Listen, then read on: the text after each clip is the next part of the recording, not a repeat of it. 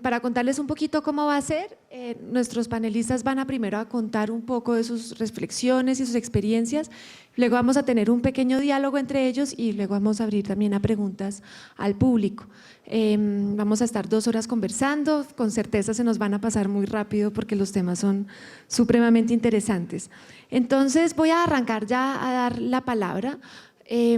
Vamos a empezar explorando un poco los términos de crisis climática y justicia climática. Entonces vamos a profundizar un poco en reflexiones sobre las connotaciones distintas que tienen estos términos y cómo se han reflexionado pues, desde diferentes lugares, experiencias de nuestros panelistas. Entonces yo le voy a dar la palabra para empezar a Emiliano, que nos va a introducir un poco en este concepto de crisis climática y cómo en realidad se trata de una crisis civilizatoria, para que arranquemos entonces por ahí. Bueno, saludos a todas y a todos. Primero, agradecer la invitación y bueno, estoy muy emocionado de estar aquí con todos ustedes y contagiado, ¿no? También nos tocó, los que veníamos de otros países, este momento especial de Colombia y estamos muy contagiados con lo que pasa en las calles, ¿no? Así que nos vamos energizados. Bueno, sí quería compartirles un par de ideas, ¿no? De lo que es muy poco tiempo, precisamente tratando, yo más bien diría, de problematizar la idea de crisis climática, pero ya Tatiana planteaba unas cosas al inicio que creo que son claves. Yo creo que es importante mantener el optimismo, totalmente, estoy completamente seguro de eso, pero también creo que es vital saber exactamente en el tiempo en el que nos encontramos en la actualidad, un tiempo muy particular, una crisis que tiene un nivel de desafío enorme, porque lo que está en juego es la posibilidad de la vida en el planeta, de humanos y no humanos. Y quería, en ese caso, tratar de problematizar esta idea de una crisis climática y tratar de verlo desde una mirada mucho más profunda. El tiempo en el que nos conseguimos, tal vez los que digamos, revisan un poco más los datos del cambio climático, pueden ver que inclusive hay proyecciones que lamentablemente se habían quedado cortas en las proyecciones de la gravedad, en términos de aumento de las temperaturas y las partículas por milésimas de acumulación de CO2 en la atmósfera han aumentado, lo cual nos pone en una situación, un escenario además de consecuencias imprevisibles. Pero me parecía importante tratar de plantear aquí que el concepto de crisis climática evidentemente le da una centralidad al cambio climático, pero hay que tratar de entender que es una crisis mucho más profunda. Y cuando hablamos de crisis civilizatoria, estamos hablando de una crisis que va mucho más allá del tiempo contemporáneo en el cual estamos viviendo. Esa pregunta sobre qué sería una crisis civilizatoria es la que trato también de poner en diálogo aquí. Y también la pregunta sobre entonces qué significa una crisis civilizatoria y qué tan profunda es esta crisis, qué dimensiones toca. Me parecía indicado tocar o traer acá un concepto que está siendo muy debatido en todo el mundo en los últimos años, que es el concepto de antropoceno. Para aquellos que no lo hayan escuchado anteriormente, es un debate que se ha venido principalmente de la ciencia, pero que ya se ha incorporado al debate político inclusive, que plantea el surgimiento de una nueva era geológica en la cual lo particular sería que la principal variable de transformación geológica, en este caso, es el humano, ¿no? Este debate, por supuesto, es mucho más amplio y ha tenido críticas.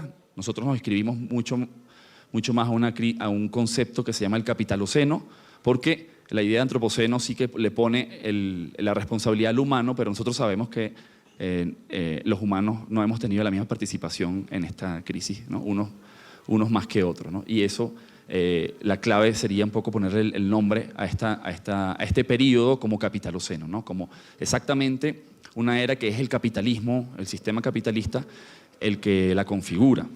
Pero aquí me parecía interesante porque en los debates del antropoceno, uno de los puntos críticos del debate es en qué punto se origina esta era geológica.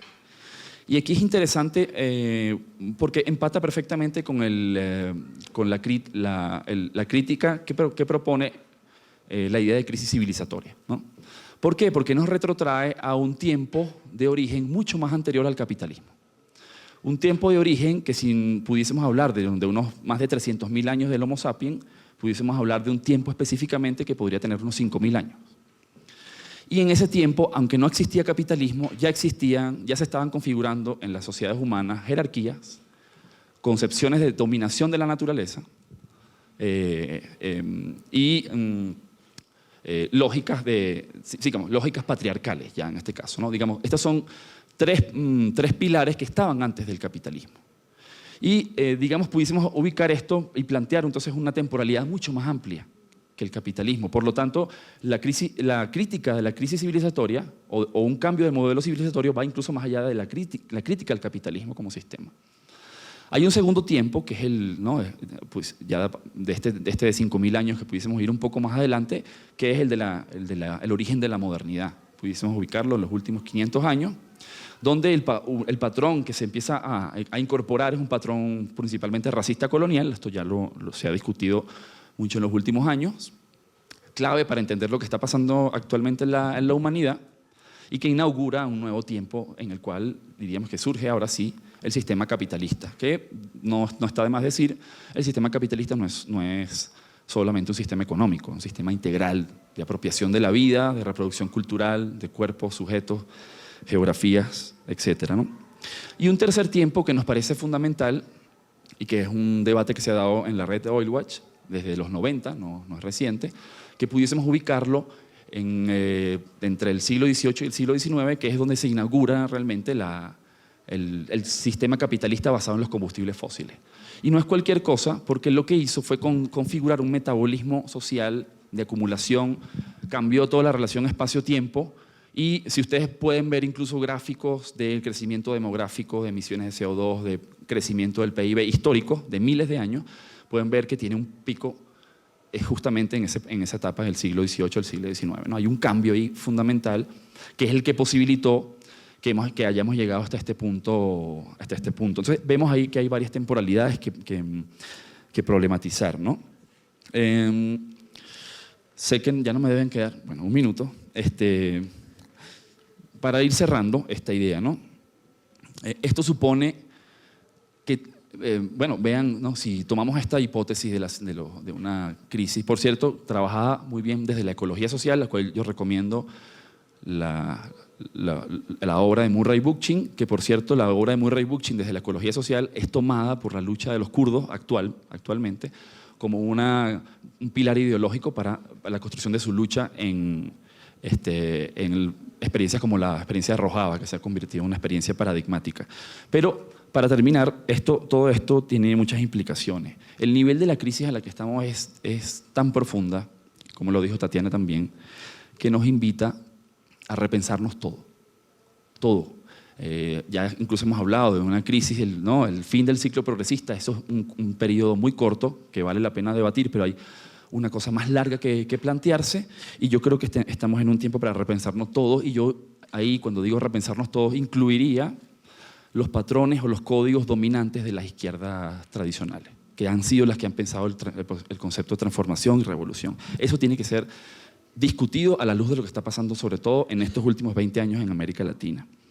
Lo segundo, que creo que es muy importante, es que tenemos que pensar en todos los tiempos digamos, en los tiempos diferentes que se nos vienen. Por un lado hablamos de transiciones y hay cosas que para transitar y transformarse necesitan un tiempo, pero por el otro lado estamos en una llamada emergencia climática. Entonces tenemos dos temporalidades muy diferentes a las cuales tenemos que saber cómo conjugarnos, porque, por eso decía, conjugar el optimismo con la conciencia de que la crisis es profunda y que nos amenaza a nosotros como especie. Ese optimismo no puede estar desligado de eso, o viceversa, ¿no? Esta idea de la crisis tampoco puede estar seca de optimismo, ¿no? El tercer punto es que creo que estamos en los tiempos de la acción directa. Y eso está ocurriendo ya. América Latina, la gente está en las calles, pudiésemos decir que es una forma y expresión de la acción directa. Me pregunto, se los preguntaría a ustedes, no lo sé, tengo la idea que la juventud que está en la calle es una juventud que generacionalmente está constituida por esta crisis y implícita o explícitamente tiene también incorporada en sus preocupaciones la crisis ambiental, aunque no salgan con banderas ambientalistas. Eso está ahí también, ¿no? Pero la acción directa está siendo organizada por gente en todo el planeta, y les puedo mencionar experiencias como la de Ende Gelände, que ocupan minas de carbón, sí, ahí termino, y un grupo que se llama Rebellion Extinction, que están ocupando y trancando calles y en Europa, por ejemplo, y están llevando la acción directa. Tenía unas 3 ideas, pero entonces como se me acabó el tiempo, de repente si surgen algunas preguntas, las menciono. Gracias por su atención.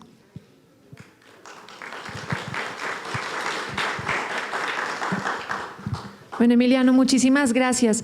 De los puntos que tú mencionas al final, creo que hacen una muy buena conexión con la siguiente intervención, que es cómo nos repensamos todo y cómo nos repensamos los códigos emancipatorios que muchas veces manejamos, por ejemplo, el de justicia. Entonces, ese análisis crítico sobre el concepto de justicia climática, quisiera que Astrid nos lo profundizara un poquito. Buenos días a todas y todos. Muchas gracias por la invitación de Sensat. Y es muy emocionante estar aquí con todas las personas de tan diferentes lugares.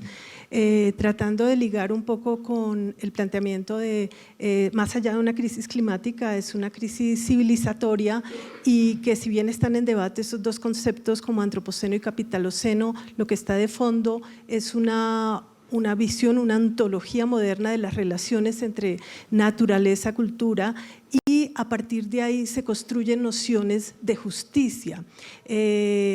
Las reflexiones que tengo son a partir de la experiencia que tengo con pueblos indígenas hace muchísimo tiempo, y entender que parte de entender la justicia en este momento, pienso que no se debe fraccionar como justicia climática, justicia hídrica, justicia, sino se debe mirar como un todo, como una justicia ambiental que en contextos latinoamericanos nos remiten a otros contextos. Es la defensa del territorio, es la defensa de la vida misma y es la defensa de las identidades culturales. Sin embargo, es un término que permite repensar muchas de esas relaciones.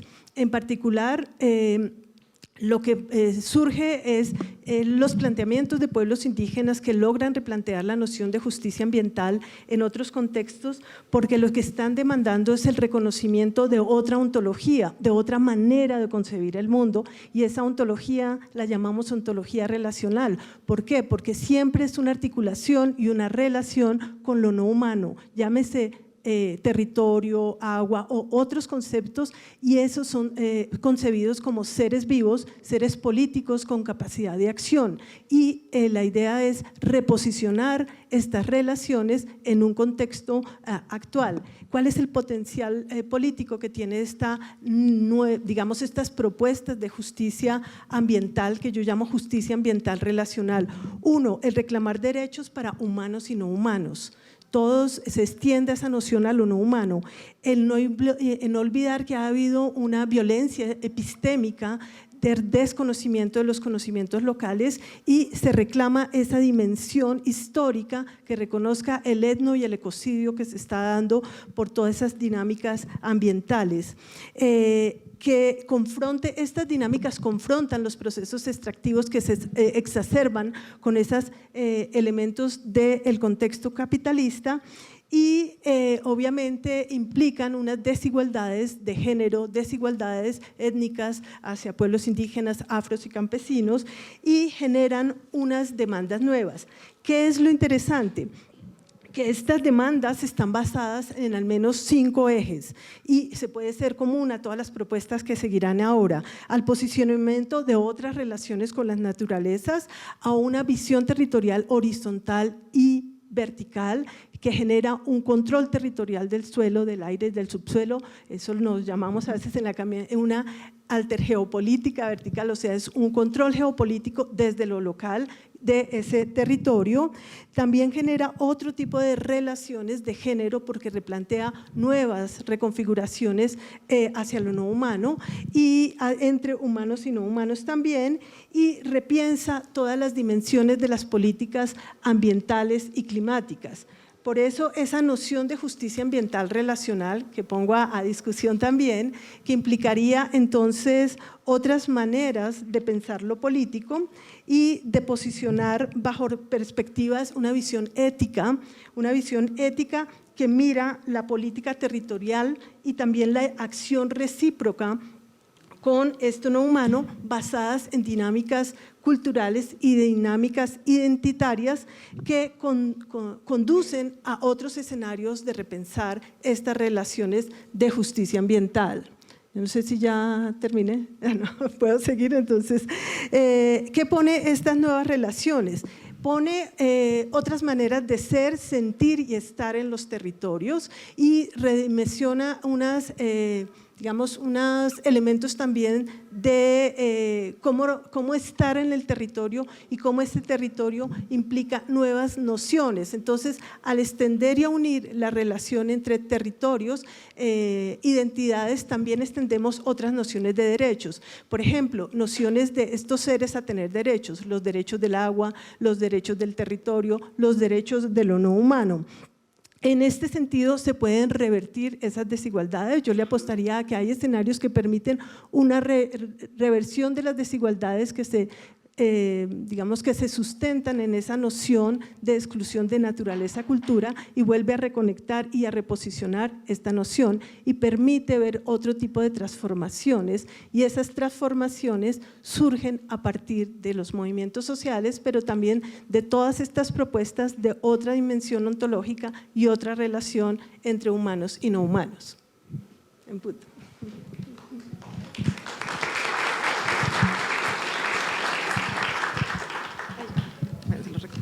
Bueno, Astrid, muchísimas gracias. Acá tenemos también el privilegio de escuchar experiencias que yo creo que han reflexionado sobre la práctica y en el territorio sobre estas cuestiones, ¿no? Y han desarrollado ya una forma de vivir comunitaria en relación con los territorios, donde las comunidades pues, son un sujeto cultural y político. Entonces yo quiero que Naudel de Asprozic nos cuente un poco sobre esta experiencia que tiene varias décadas y que tal vez sea una de las experiencias más interesantes que hay en el país y que tiene muchísimo para enseñarnos y para también aterrizar pues, como estas discusiones a veces abstractas.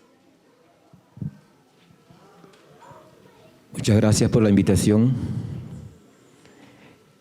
Nosotros en el Bajo Sinú, a través de la organización comunitaria de base Asprozic, hemos empezado un debate también en todo el tema que hoy estamos tratando acá, y me corresponde a mí compartir un poco la experiencia que hemos vivido nosotros como organización comunitaria de base. Empezaría diciendo yo que el Homo sapiens sapiens hoy vive una crisis, es una crisis profunda en busca de sí mismo. Eso lo ha llevado al vacío y lo ha llevado a tener unas prácticas que no están de acuerdo con ese relacionamiento consigo mismo, porque se ha visto también la naturaleza como algo separado de sí mismo, y nosotros decimos en Asprozic que la naturaleza no es separada del hombre. El hombre es parte de la naturaleza, y como parte de la naturaleza nos hemos ido pensando el territorio. Y por eso Asprozic, a través de su propuesta de desarrollo rural territorial socioecológica, ha empezado a desarrollar unas alternativas que nos permitan coexistir en el territorio. Y es una propuesta que está fundamentada en la agroecología como sistema de vida, no la agroecología como un sistema de producción donde hay una estigmatización para el campesino, esa estigmatización que se ha venido encasillando como productor, como unas máquinas, y nosotros decimos que los hombres y mujeres del Bajo Sinú y del mundo entero no son máquinas productoras, sino que son sujetos culturales. Y en esa construcción de sujetos culturales hemos dicho que esa construcción tiene que ser a través de la construcción de los liderazgos colectivos, a través de la construcción del conocimiento como un ejercicio dinámico y que también corresponde a unas dinámicas colectivas, y que ese conocimiento no solo corresponde al ser humano, sino que también va más allá ese conocimiento del humano, porque las plantas también se desarrollan y tienen conocimiento para desarrollarse. Y por eso en una premisa reafirmaría eso, que la vida no termina con la vida de nosotros. Si hoy nosotros desaparecemos, la vida continuará. Estamos seguros que la vida continuará. Y por eso nosotros en Asprozic seguimos soñando juntos y juntas seguimos soñando a través de una propuesta de desarrollo rural territorial. Y el tema de la crisis climática, nosotros la hemos tratado de trabajar a través de una propuesta que está fundamentada en un modelo muy sencillo que es el modelo fractario. Modelo fractario bajo una teoría, la teoría de juego de John Nash. Algunos elementos están expuestos ahí. Es la experiencia, un trabajo muy interesante de este investigador. Nosotros como cultura anfibia hemos coexistido a través de estos sistemas de humedales, recordando que estamos dentro de un territorio que todo es agua. El 80% de nuestro territorio es agua. Y ahí se desarrolló la cultura zenú y hemos nosotros retomado ese cúmulo de conocimientos a través de todas estas prácticas adecuadas, decimos nosotros, a través de una metodología a la cual nosotros hemos denominado metodología Z, que está basada en el conocimiento, en la teoría del conocimiento, también en las prácticas y como eje transversal la construcción de valores. Una sociedad que no construye valores, una sociedad que no vaya construyendo sujetos culturales, es imposible de que coexista. Caerá en esa crisis que hoy vive la humanidad, que hoy vive la sociedad, en lo que algunos llaman la crisis civilizatoria. Pero nosotros seguimos soñando a través de la propuesta, seguimos trabajando y queremos nosotros plantear que no podrá haber desarrollo si no hay cuidado de la biodiversidad. Uno de los elementos importantes para que la humanidad, para que la vida siga, es el cuidado de la biodiversidad. Y nosotros a través de la propuesta de desarrollo hemos ido implementando un modelo a través de las instalaciones de bosque de galería en la ribera del río, a través de los sistemas de agroecología colectivos, a través de la restauración de los ecosistemas estratégicos. Eso nos permite a nosotros también ir avanzando. Y una propuesta, bueno, estamos en el tema de la crisis climática y transición energética, entendido que la crisis energética, la crisis climática no es una cosa aislada y tiene que verse desde una integridad, tiene que verse la energía y toda esta crisis como un sistema integrado que nos corresponde a nosotros los humanos replantearnos la forma de relacionarnos con el territorio, con el entorno. Y en ese sentido, ASPROSÍ ha ido entendiendo los códigos mismos de lo que somos, de la misma naturaleza que somos nosotros, de pensarnos. Y me da mucha alegría aquí cuando veía al grupo Carimba. Somos eso, somos música, somos aire, somos bosques. Y en esa medida, cuando podamos entender esos códigos que tiene el mismo territorio, podemos nosotros avanzar. Es que no hemos podido leer los códigos, tal vez estos códigos son muy, en un modelo extractivista, no se pueden leer de esa manera.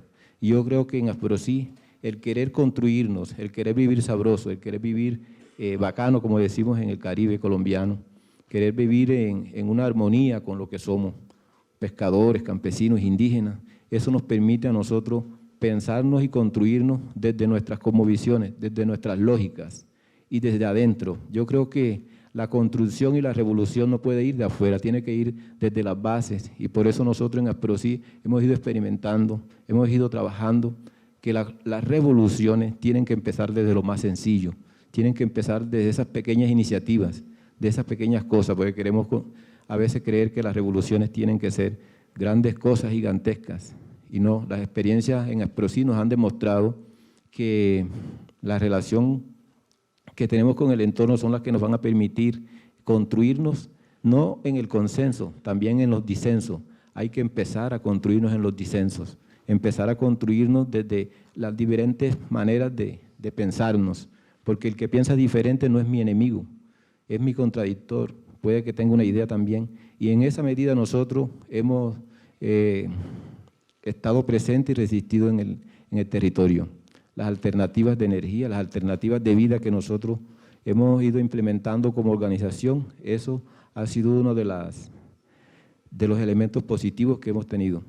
Pero más allá de las experiencias que nosotros podamos llevar, en el tema de la crisis climática, yo creo que lo más importante es la construcción de referentes conceptuales, son los más importantes, porque el conocimiento como es dinámico, como decía al inicio, es una construcción dinámica y tiene que ver con cada uno de nosotros. Yo existo si el otro existe y el otro existe si yo existo, entonces no podemos ser solos. Entonces la sociedad, mira, el mundo nos los han hecho pensar que es sencillo, es simplificado. La vida y el mundo no es simplificado, es tan complejo. Y desde ahí Asprocí ha abordado el tema de la crisis climática, el tema de la transición energética, a la que nosotros denominamos transición socioecológica.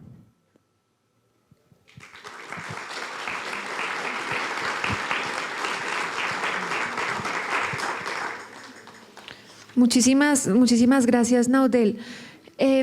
Ya vemos entonces que, bueno, y este escenario es riquísimo en eso, que existen propuestas ya en la práctica y muy maduras que presentan soluciones, ¿no? Soluciones reales, articuladas, integrales también. Entonces vamos a hablar un poquito ahora sobre ese tema de las soluciones, de manera crítica, las soluciones que se ponen muchas veces de arriba hacia abajo y también una reflexión de cómo esas soluciones que ya están en los territorios pueden inspirar también a otros territorios. Entonces, Mariana Porras de Costa Rica nos va a hacer una reflexión también desde allá. Bueno, muy buenos días, muchas gracias por la invitación, muy contenta de estar aquí en este escenario con todos y todas ustedes. Bueno, también mi reflexión, además del país donde vengo, de Costa Rica, es también una reflexión desde la región latinoamericana, porque soy parte de Amigos de la Tierra América Latina, entonces también se ha visto enriquecido por ese trabajo en conjunto con compañeros y compañeras de otros territorios, de otros países. Ya compañeros y compañeras que me antecedieron han dicho algunos puntos que yo tenía para mi intervención, entonces no quiero repetir, pero tal vez reforzar algunas cosas. Bueno, sí, estamos en una crisis, ya la describieron los compañeros anteriormente, que nos da pérdida de biodiversidad, cambio climático, problemas en la agricultura, bueno, cosas que no voy a explicar aquí mucho más porque ustedes que vienen de los territorios saben mejor que yo esas consecuencias que ha traído esta crisis. Pero tal vez puntualizar algo que tal vez no he escuchado mucho es también que lamentablemente toda esa problemática nos ha quitado compañeros y compañeras que han defendido desde los territorios, que han defendido por el agua, el aire, por la energía y demás. Entonces yo creo que también eso nos cala mucho más fuerte a nosotros y a nosotras que trabajamos también en esto porque nos han quitado compañeros y compañeras. Y quería también enfatizar en, bueno, quiénes son los responsables de esta crisis, ¿verdad? Ya Emiliano decía un poco del sistema capitalista, que en esta era industrial pues se reforzó toda esa parte de la contaminación y la destrucción, pero quería, como les digo, enfatizar en esto porque no han sido las comunidades ni los pueblos que han provocado esta crisis, sino un modelo económico y de desarrollo insustentable que se basa en combustibles fósiles, en otras fuentes de energía destructivas, en una agricultura y pesca industrial, minería, en la tala, monocultivos, en un crecimiento ilimitado y consumo excesivo, en donde solo se benefician unos pocos, donde se multiplica la pobreza y por supuesto el deterioro ambiental. Este sistema también le ha dado un poder inmenso a las empresas que junto con los gobiernos han tenido un papel central en esta crisis y también en quitarle derechos a los pueblos. Y también, como le decía Emiliano y otros compañeros, es un sistema clasista, patriarcal y colonialista y racista, y eso también es muy importante tenerlo ahí en cuenta. Y pues sí, lamentablemente las empresas y los gobiernos han aprovechado esta crisis para seguir reproduciendo este modelo desigual y lucrando con los bienes comunes de nuestros territorios. Entonces aquí también quería enfatizar en esto, promueven lo que llamamos nosotros las falsas soluciones, como les digo, fundadas en este modelo injusto, que genera la crisis y la perpetúa. Entonces aquí también pues estar atentos y atentas cuando vienen con propuestas como como por ejemplo RED o eso que llaman agricultura climáticamente inteligente, megarepresas hidroeléctricas o lo que también nos han escuchado los transgénicos. Cuando llegan con ese tipo de propuestas que no vienen desde las comunidades, que no hemos creado por procesos participativos, inclusivos, que donde lo hemos discutido desde nuestros territorios, hay que estar alerta también, y lamentablemente nuestros gobiernos en Latinoamérica han impulsado muy fervientemente este tipo de propuestas, que como les digo, continúan con esta crisis y despojándonos de nuestros bienes comunes.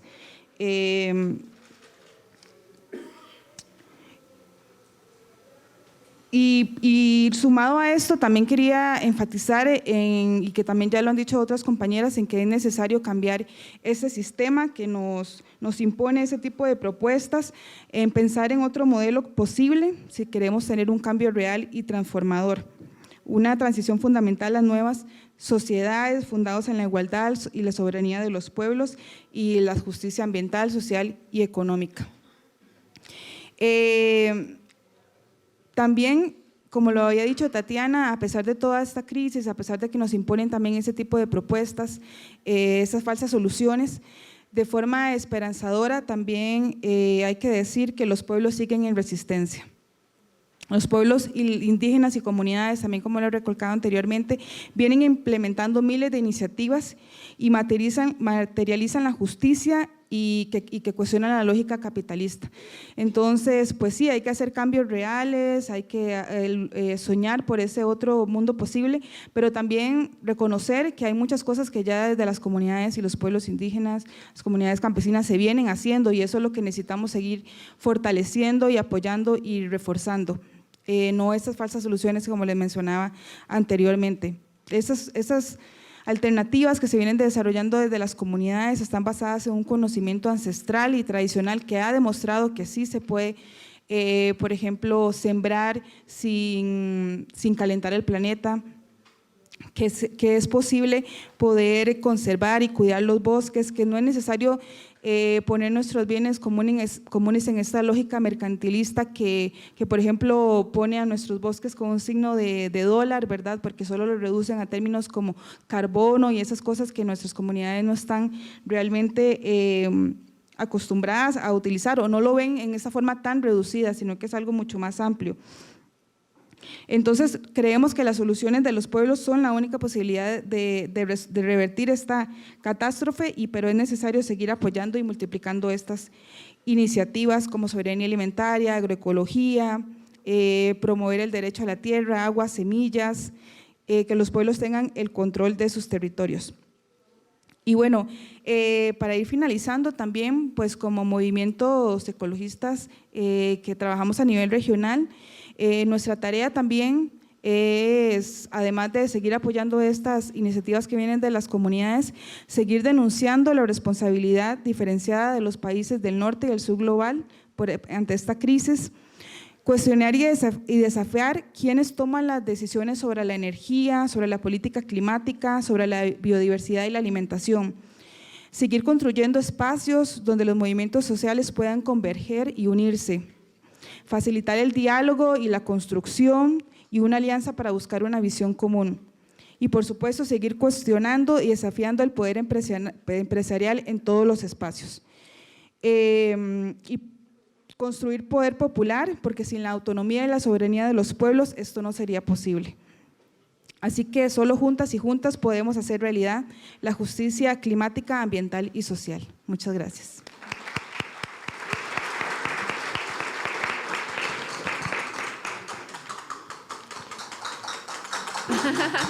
Cacerolazo. ¡Gámosle, bravo!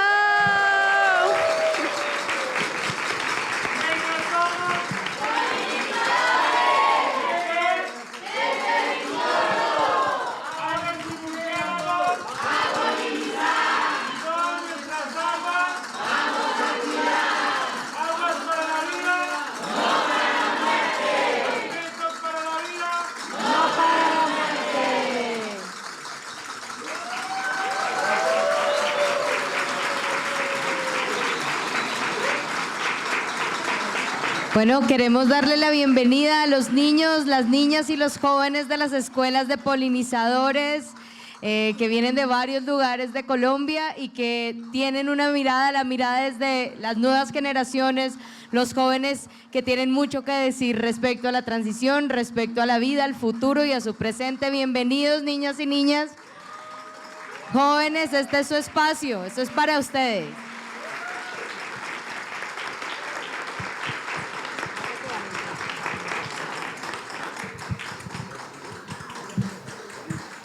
Bueno,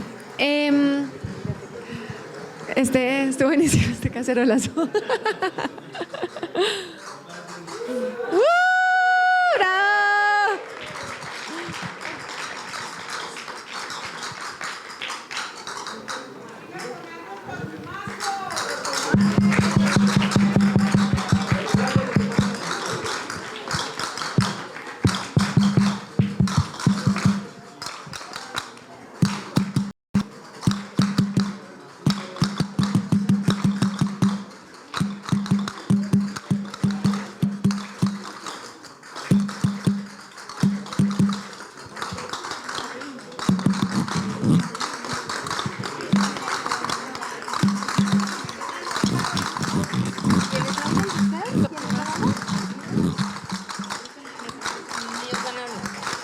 ¿Quiénes van a hablar?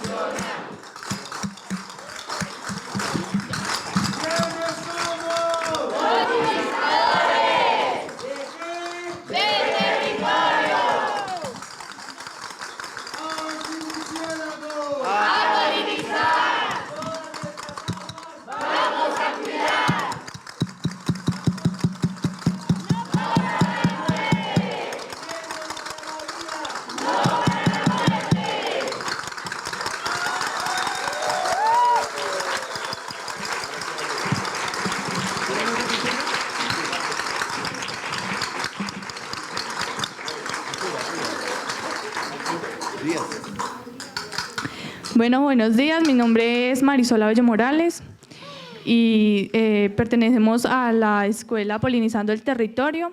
Soy de Caramanta, Antioquia.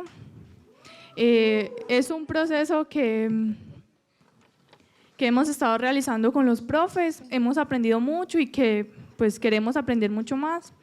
Y pues quiero mostrarles a estos jóvenes, pues creemos que son las personas que van detrás de ustedes, vamos. Porque la vida va pasando, entonces nosotros queremos ayudar y aprender mucho más, porque sabemos que ustedes tienen muchos conocimientos y muchas gracias. Por aquí les va a hablar la niña. Buenas tardes, mi nombre es Alison Oriana Cuesta Ávila. Nosotros venimos de parte del proyecto Polinizando el Territorio, que es un proyecto que a nosotros nos ha ayudado a comprender más sobre la naturaleza, las aves y los distintos puntos de vista que tienen las comunidades, sobre cómo las podemos ayudar a través de un proyecto que deje huella e impacto en la sociedad.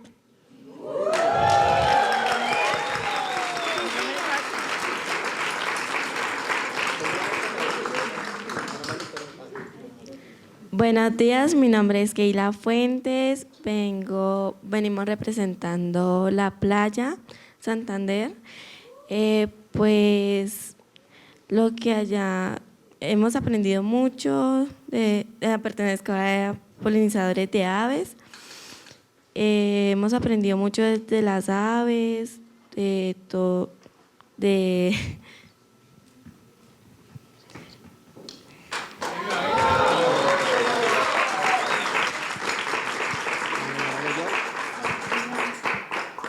Muy buenas tardes, mi nombre es Gladys Tascón, vengo del resguardo indígena Bernardino de Panchi, del municipio de Pueblo Rico, Antioquia.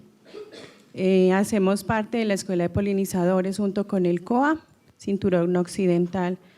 y la meta es dejar en nuestros jóvenes los pasos que vienen siguiendo, o sea, los pasos que van a seguir y que sigan sembrando, que sigan creyendo, que sigan amando la Madre Tierra y que sea una lucha constante y que aquí empieza la nueva generación que no se va a dejar de nadie.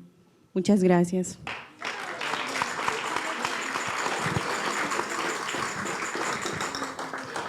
Buenos días, mi nombre es Kevin Peña, vengo de Cumaral Meta y pues vengo haciendo parte del club Ultimate Culture, en el que no solamente hacemos práctica de deporte, sino que también trabajamos con la parte ambiental. Nosotros hacemos avistamientos de aves y trabajamos con un proceso de orquídeas, las cuales es la flor nacional de aquí de Colombia. Y pues vengo también a presentar una queja, la cual ha pasado con varias otras ciudades y pueblos. Como lo es en la doble calzada, en esta parte se han estado talando bosques y los animales han tenido que irse de sus lugares donde se crían y nacen a otros lugares donde ellos nunca han estado. Ellos tienen que emigrar a otras partes. Es como si a usted le tumbaran su casa y usted tuviera que irse a otro lado. También pues estamos haciendo un proyecto de orquídeas en mi colegio. ¿Qué hacemos ahí? Tenemos ese resguardo ahí, ese orquidiario, y pues lo tenemos para dar más cultivos y en un momento dado irlas a sembrar en otros lados donde todavía haya vida existente. Nosotros podemos seguir dando este aporte, así crezcamos y volvamos adultos como ustedes, ya grandes conocimientos, buenas enseñanzas y pues dejar un futuro bueno para la próxima generación. Tenemos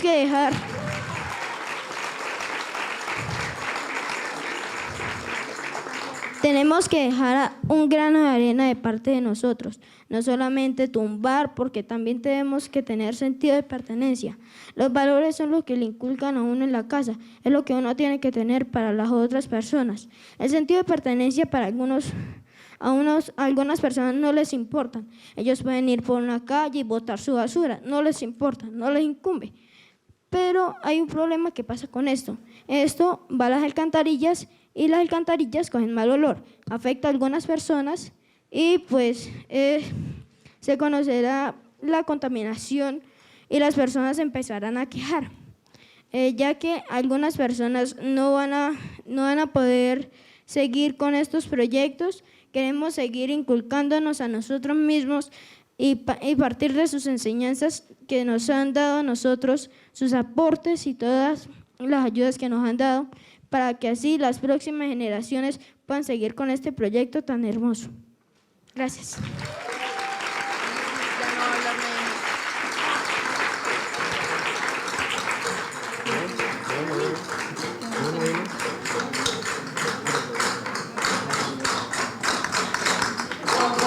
Para avanzar, viva el paro nacional, a parar para avanzar, viva el paro nacional, parar para avanzar, viva el paro nacional, parar para avanzar, viva el paro nacional, parar para avanzar, viva el paro nacional.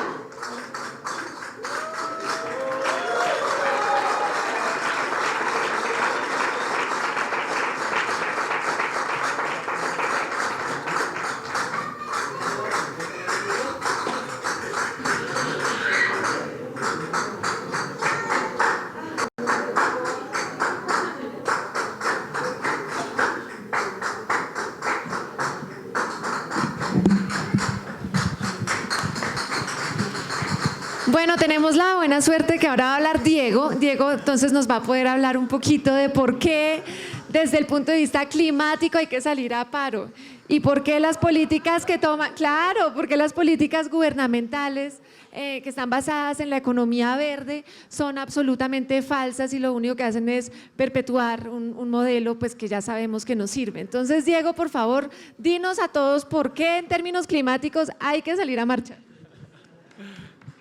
Bueno, pues efectivamente, primero darle las gracias a todas las polinizadoras, polinizadores que nos dejaron acá polinizados, o sea, mejor dicho, con la mente fecunda para poder seguir, y el corazón y el espíritu.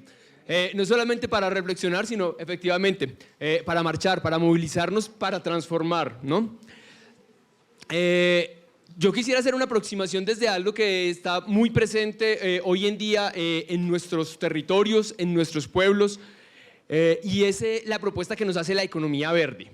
Y eso, cómo viene a permear y cómo viene a ser una expresión de, en este caso, la injusticia climática, ¿no? O la injusticia ambiental. Yo haría, digamos, dos preguntas para pensar, y es, digamos, ¿hasta dónde van los derechos? Y sobre qué valores nosotros construimos y sobre qué valores transformamos lo que queremos construir y lo que queremos transformar.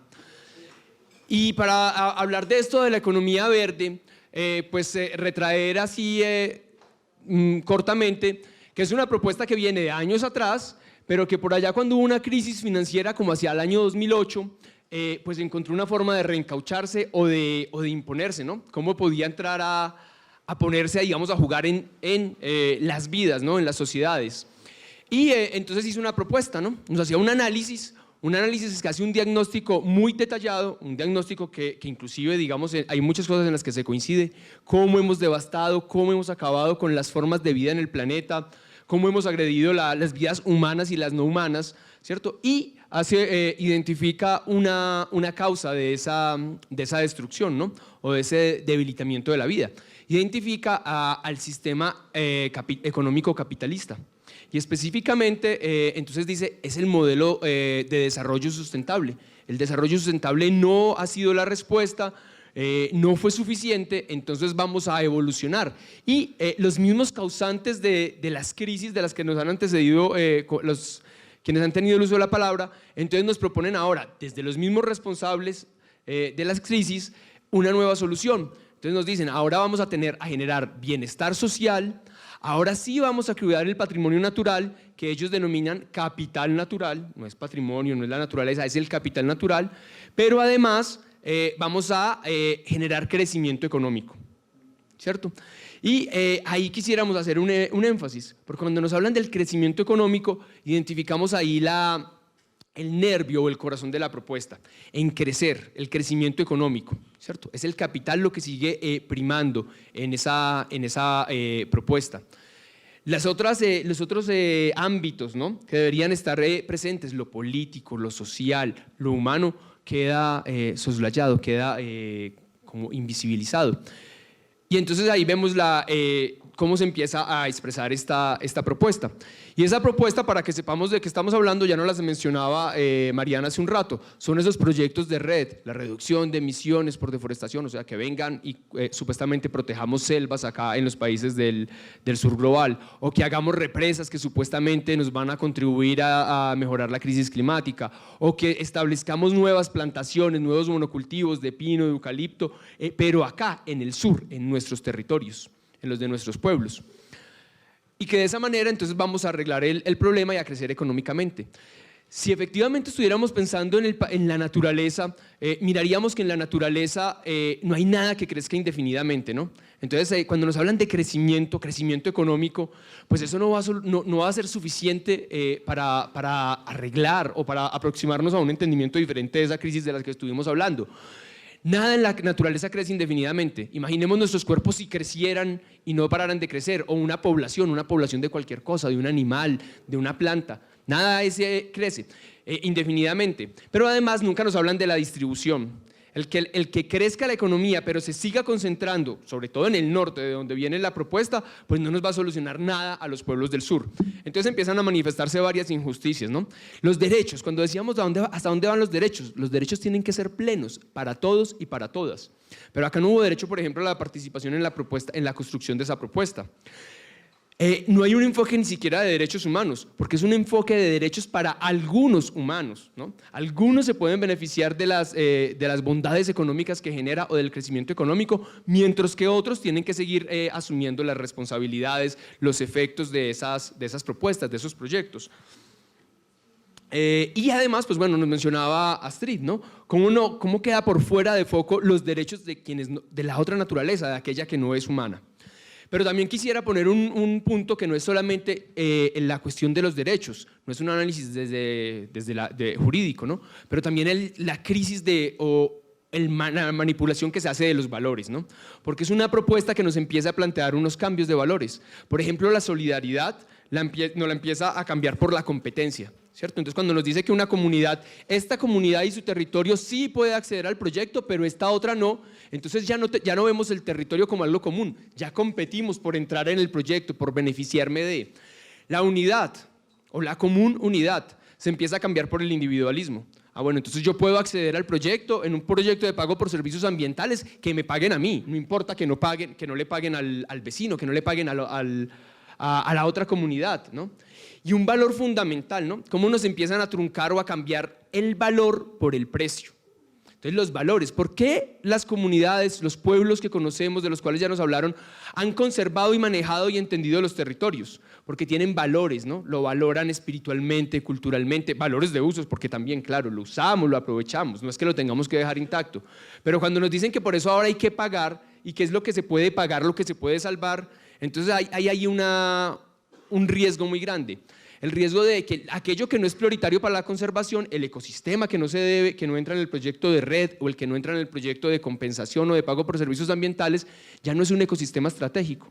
Entonces esos otros ecosistemas o esos otros territorios que pueden ser, pues zonas de sacrificio, esos no son importantes, esos sí pueden ser destinados al extractivismo, a la minería, a la plantación, al monocultivo, ¿no?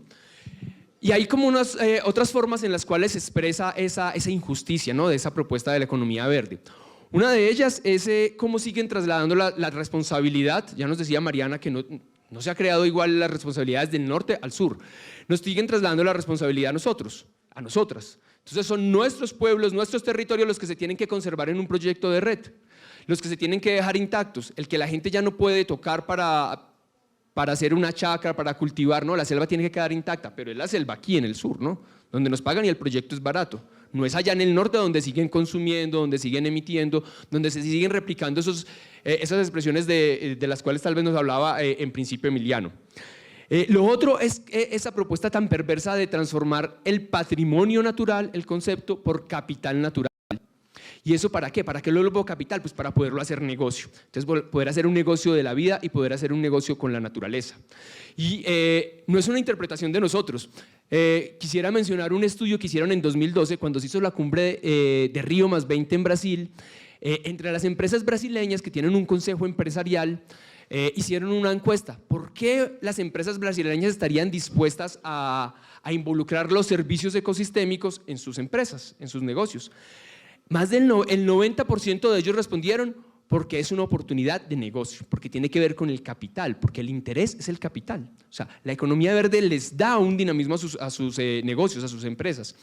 Alrededor del 15% en el último lugar respondieron que su interés era el cambio climático, esta crisis climática o esta crisis ambiental de la que estábamos hablando. Entonces no tiene que ver con contribuir a una crisis, no tiene que ver con contribuir a cambiar ese modelo, tiene que ver con seguir haciendo negocios.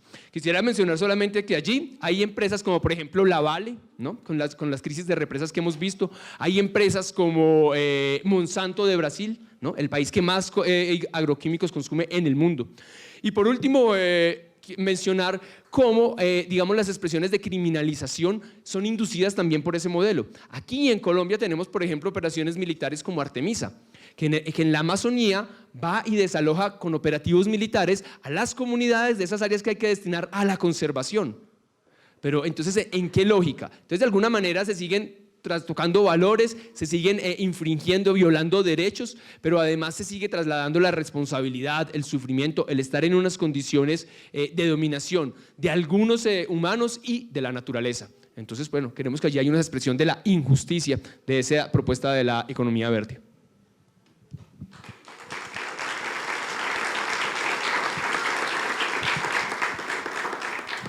Bueno, ahora vamos a escuchar a Fernando Salazar, que también ojalá nos comparta también una reflexión de por qué parar frente a las las falsas soluciones del gobierno y cómo muchas veces el Estado impide que las propuestas u obstaculiza que las propuestas reales avancen, muchas veces les pone trabas, ¿no? Y las dificulta. Entonces, cuéntanos sobre el colectivo de reservas campesinas, por favor. ¿Será que así lo podemos escuchar?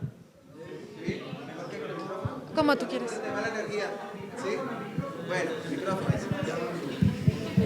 Quise colocarme de pie también porque, en primer lugar, nos dijeron que debía estar la energía fluyendo y por ahí he visto ojos cerrados y todo.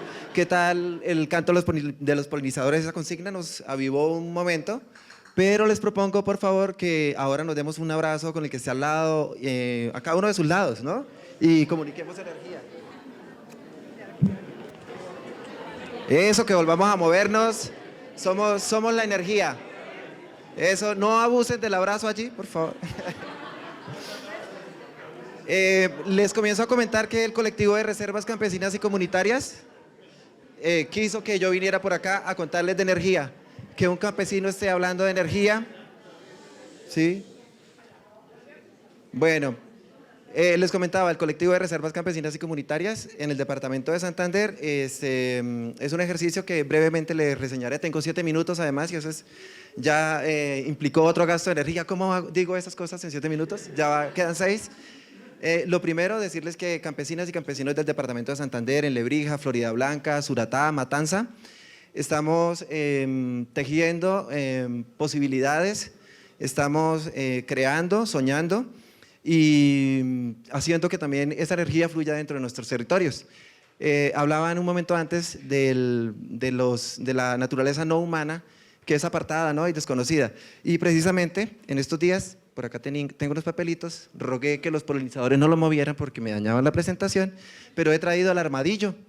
Y es que el santanderiano casi siempre, o nosotros más bien cuando estábamos en la escuela, Gustavo lo debe recordar bien, la profesora le ponía de tarea, traiga coplas y uno le echaba mano al armadillo. Esto dijo el armadillo. ¿Se han oído esas coplas?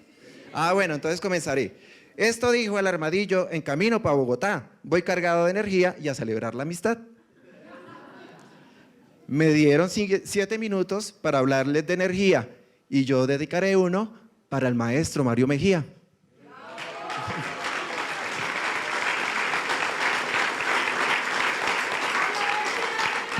Sí, Mario Mejía.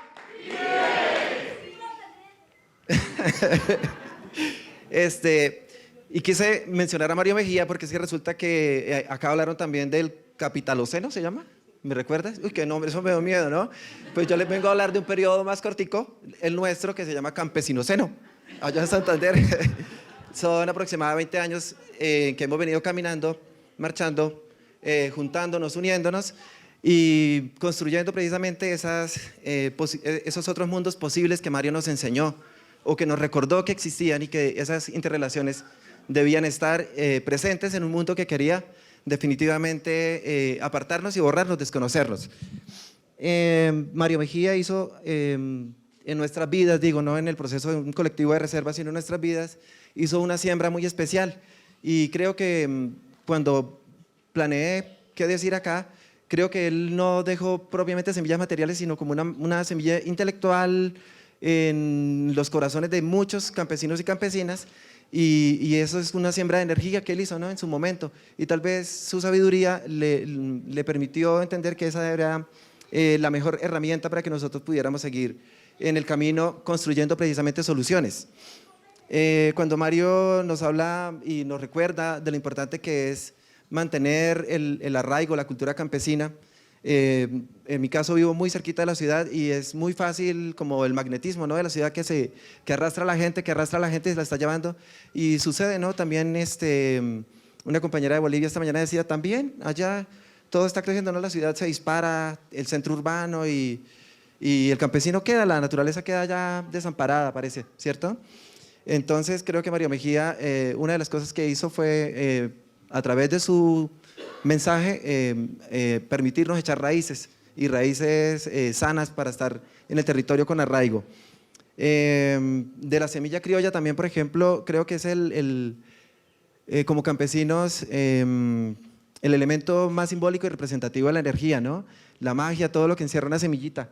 Cuando pones un granito, algo que parece incluso muerto, inerte, y lo pones en la tierra y que llegue el agua, que llegue el sol, ves la magia de este mundo, de esa naturaleza no humana que finalmente termina alimentándonos, ¿no? Y crece y da frutos. Esta mañana también recordaba que cuando estaba revisando las coplitas del armadillo, que por allá en Bolivia le dicen quirquincho, creo, ¿cierto? El quirquincho también está en la cultura andina muy presente. Espera a ver si no se me perdió la copla y sigo con otra. Y esto dijo el armadillo, esta viene muy por el tema del paro. Esto dijo el armadillo en el paro nacional: no me jodan con el fracking, eso es cosa irracional. Y otra que va por acá. Y esto dijo el armadillo paseando por Santurbán: pingos árabes mineros, ¿para cuándo es que se van?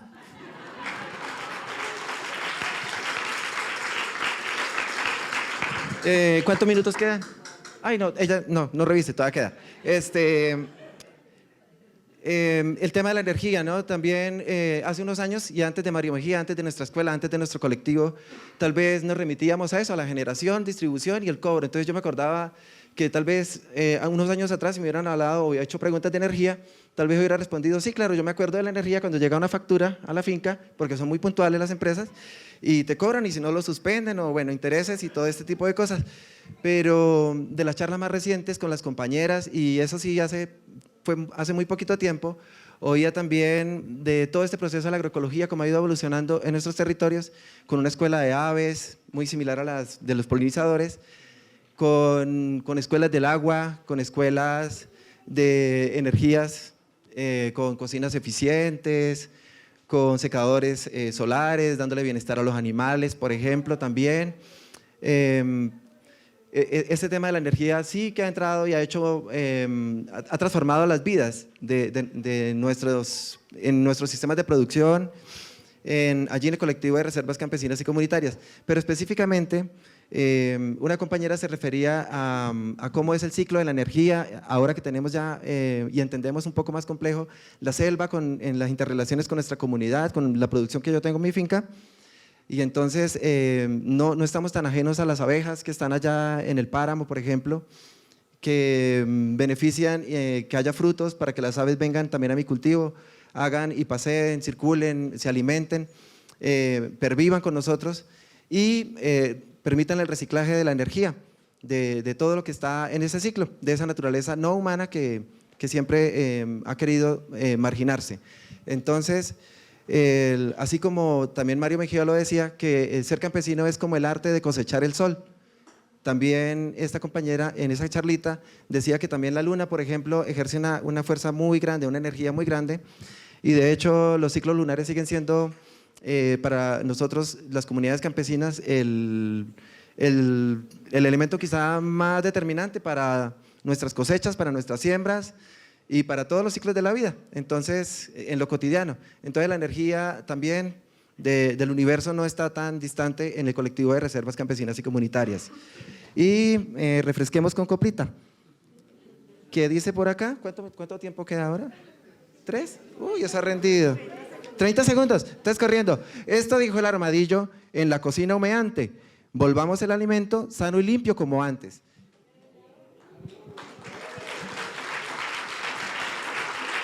La cocina humeante es un ejercicio de todo este proceso del colectivo de reservas que muda de la vereda, allá de Cachirí, en lo más alto allá enclavado en las montañas de Santurbán, de Lebrija, donde ya Tatiana nos dijo que el suelo estaba árido, pero fertilizado por la fuerza de las mujeres campesinas, muda a la ciudad, a un barrio que se llama La Joya, donde hay un festival, o ocurre un festival de expresiones urbanas y rurales, donde nos hemos juntado, y precisamente el puente, el lazo que nos junta como sociedad urbana y rural es el alimento. Ponernos a pensar con los frutos que tenemos ahí enfrente y contarle a la gente de la ciudad todo lo que está atrás de la siembra de una piña, por ejemplo, de la recolección de las agras allá en Cachirí, que es una práctica todavía que se hace de colecta silvestre por el páramo. Entonces, eso ha sido como una oportunidad también de acercar a la ciudad, en nuestro caso, para que juntos comencemos también a idearnos formas de consumo justo, de apoyo a las comunidades locales, y que todo lo que ofrece, reconocer que todo lo que ofrece el mercado y que impulsa y que viene de muy lejos, pues a veces deja desamparadas nuestras comunidades, o a nosotros como campesinos mejor. Y para cerrar, yo quisiera regalarles esta otra que dice: esto dijo el armadillo, allá metido en su cueva, que alumbre pronto la justicia y que haya energía nueva.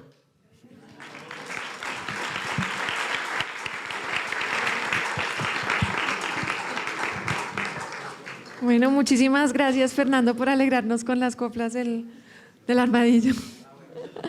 Bueno, vamos a hacer una ronda muy cortica y quiero a todos hacerles la misma pregunta porque pues por temas de tiempo no vamos, para que no se devuelva la palabra a mí.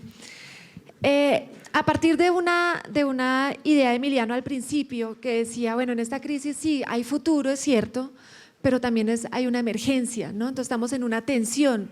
En este momento existe un potencial, existe una fuerza para construir las soluciones, pero al mismo tiempo existe una limitante de tiempo y una limitante de energía. Entonces, en esa tensión tan grande, pues hay que pensar qué hacer, ¿cierto? Para usar esa energía que hay aquí tan bonita, tan fuerte, tan creativa, de la manera, pues digamos que realmente nos sirva para ese futuro que queremos tener. Entonces, la pregunta va por ahí, pero esa no es la pregunta porque está muy difícil contestarla en este momento.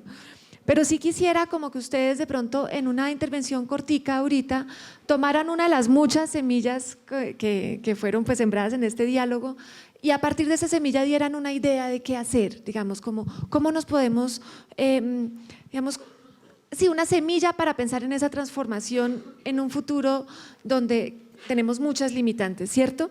Y donde tenemos esas tensiones, una tensión entre que sí hay futuro, pero tenemos una emergencia y al mismo tiempo donde hay también una tensión entre lo local y lo global, ¿cierto? Donde tenemos que movernos también pensando en esa tensión. Entonces, recoger de pronto alguna de las reflexiones que se han hecho acá o una que tengan guardada para dar luces sobre qué hacer.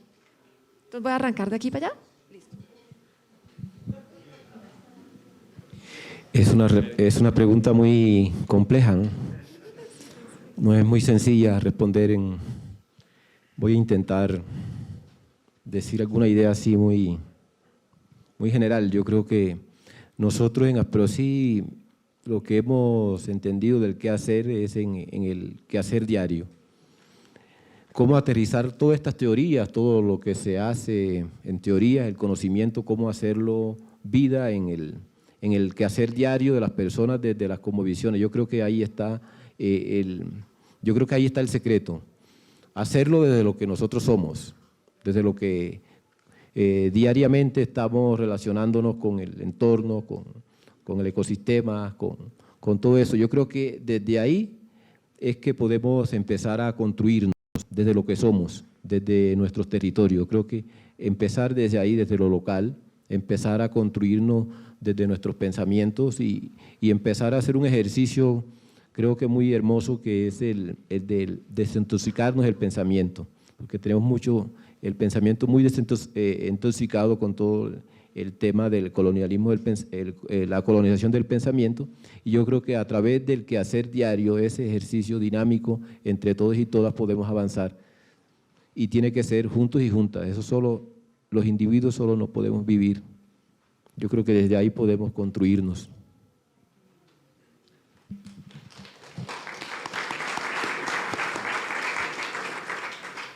Bueno, pues yo creo que sin duda parte del cambio de las transformaciones radican también en la transformación cultural, ¿no? ¿Cómo hacemos un énfasis en la cultura, ¿no? En valorar las que tenemos, pero también en transgredir, ¿no? Y saber que la cultura evoluciona. Entonces, bueno, a partir de nuestras propias culturas, buscar allí también esas transformaciones, esos cambios.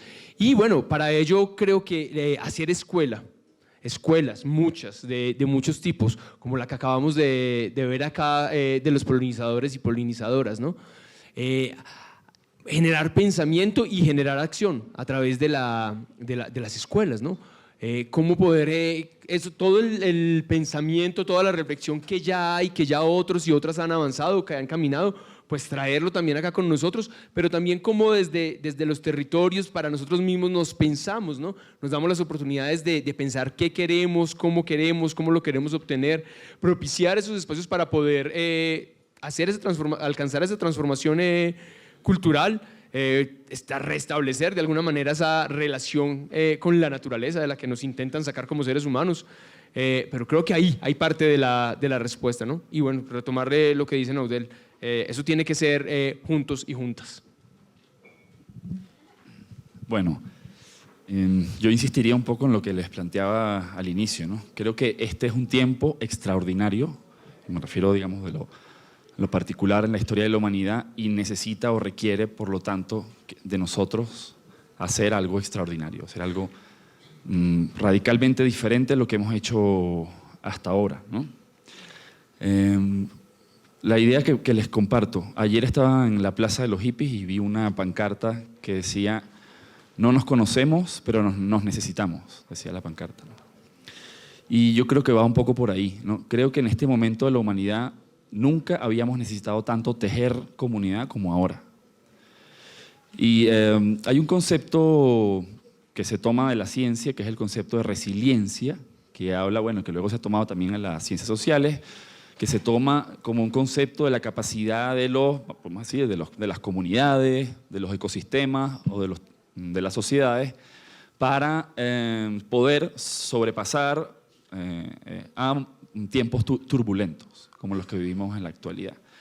Digamos, desde la perspectiva de lo que hemos dicho ya seguramente varios, ¿no? Este tiempo extraordinario solo lo podríamos resistir y para transformar tejiendo comunidad, y lo veo como una prioridad absoluta. Y por eso creo, y con esto termino, creo que el capital está en este momento intentando ir a lo más profundo del tejido social y desgarrarlo, y por eso esta lucha actual contra el capitalismo es precisamente en lo más constitutivo de la comunidad, y creo que esa es la parte que tenemos que defender hasta el final y que es la que nos hará fuerte para los tiempos y los desafíos que vienen bueno, o que ya están aquí, ¿no? Pues qué difícil, porque es que mi respuesta iba como en la misma vía. Incluso cuando terminé mi intervención era como eso, solo juntos y juntas podíamos hacer este cambio. Tal vez ahí agregar un poco del tema de la comunicación, porque yo creo que todos estos medios como las redes sociales y bueno, la televisión, con sus medios de comunicación masivos que más bien desinforman y no informan, han hecho que mucha gente esté desinformada, valga la redundancia, alejada de lo que está pasando en las comunidades, y eso yo creo que, bueno, más que una respuesta es como un desafío, un reto, cómo de manera creativa lograr otras formas en que la gente se interese por lo que le está pasando al otro y la otra, digamos, en un territorio que tal vez no compartimos. Entonces yo creo que también ahí va un reto muy importante de tener maneras más creativas de información. Ahorita no sabría decir cuáles, pero creo que hay que hacerlo, seguir organizándonos, viéndonos más presencialmente también. A veces usamos mucho que el WhatsApp y el correo y pensamos que con estas formas vamos a solucionar o crear planes, digamos, para solucionar lo que está pasando, y no es posible. Y pues también hay otra que tiene que ver con la incidencia política, porque lamentablemente ahorita los políticos son los que están tomando las decisiones sobre nuestros territorios, de las políticas públicas y demás. Entonces creo que también hay que ver cómo realizar también otras formas de democracia o de elegir, digamos, a los que están en el poder y tomando las decisiones que están invisibilizando básicamente las voces de las comunidades.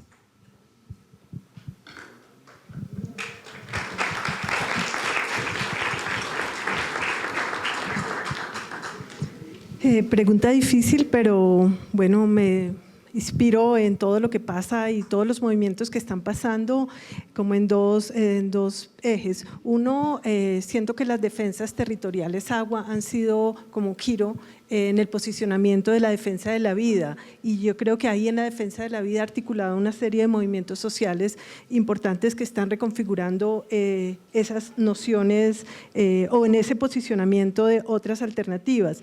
Algo que también veo como algo inédito, no porque no estuviera antes, sino porque se visibiliza muchísimo más, son las redes de mujeres indígenas, afros y campesinas que han logrado repensar muchas de las relaciones y de las desigualdades estructurales que están, relaciones de género, relaciones económicas, relaciones de apropiación territorial, y tienen unas nuevas maneras de pensar lo político, y ese es otro de los ejes, cómo pensar lo político a través de acciones cotidianas, de prácticas de vida que logran reposicionar otra manera de lo político y generar una dimensión de maneras, modos de vida completamente diferentes, y ahí sería como que se logra posicionar nuevos conocimientos, como hay otros conocimientos que implican repensar lo que Tatiana decía al comienzo, otras narrativas sobre cómo vemos el pensamiento mismo. Y esto ayuda a repensar y nos ayuda a repensar desde la academia muchas cosas, obviamente alternativas al desarrollo, democracia ambiental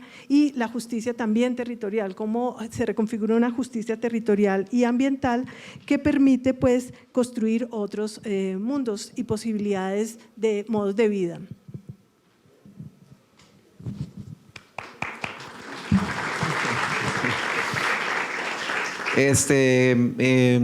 Como un acuerdo con lo que mencionaba Naudel, creo que siendo y estando y permaneciendo todas y todos en los territorios juntos y construyendo, soñando.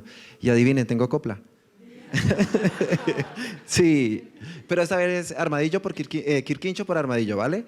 Esto dijo el Quirquincho, pensando en el buen vivir, la paz es sembrar la tierra, cosechar y compartir.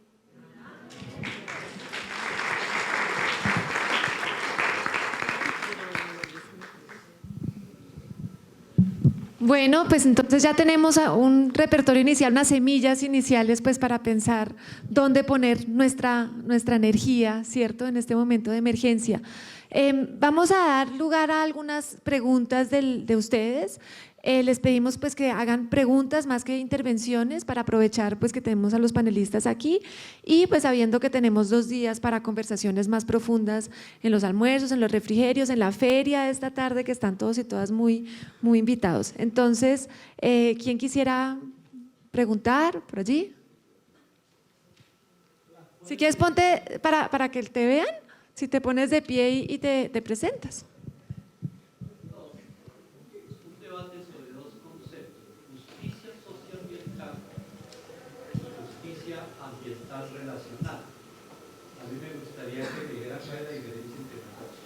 Esa es una pregunta para Astrid, ¿cierto?